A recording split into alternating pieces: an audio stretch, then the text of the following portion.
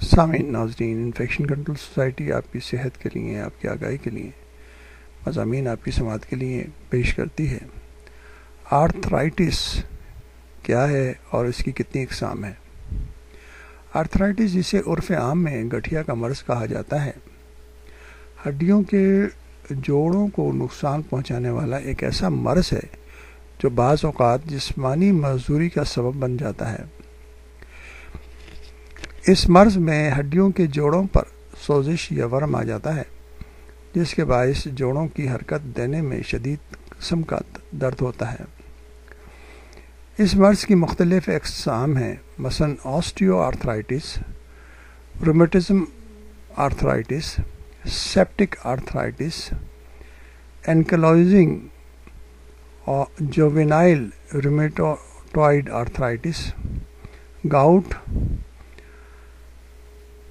And pseudogout, psoriasis وغیرہ وغیرہ۔ تاہم ان سب میں آسٹیو آرتھرائٹس یعنی جوڑوں کے جھڑنے کی بیماری خصوصاً ہمارے ملک میں سب سے عام شمار کی جاتی ہے۔ واضح رہے کہ یہ یوم بھی آسٹیو آرتھرائٹس ہی کے لیے منایا جاتا ہے۔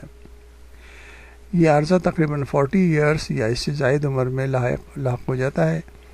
اس بیماری میں سب سے زیادہ ہاتھ، پیر، گھٹنوں، کولوں کے جوڑ متاثر ہوتے ہیں۔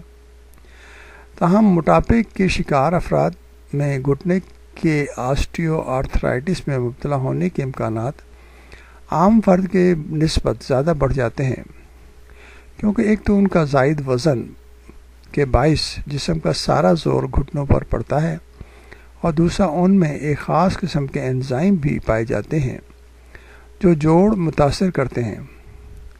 آسٹیو آرتھرائٹس میں عموماً بڑے جوڑ متاثر ہوتے ہیں، اس کے برعکس رومیٹو آرتھرائٹس چھوٹے جوڑوں کو اپنے لپیٹ میں لے لیتا ہے۔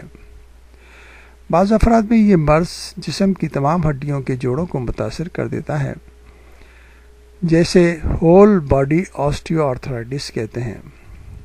یاد رکھیے، جوڑوں کا حد سے زیادہ استعمال، چوٹیں، جوڑوں کی قدرتی چکنی اور ہموار سطح کی خرابی آرتھرائٹس کے اہم اسباب تک تسلیم کیے جاتے ہیں، جبکہ متاثرہ جوڑوں پر موسم کی تبدیلی یا درجہ حرارت کے بھی اثرات مرتب ہوتے ہیں۔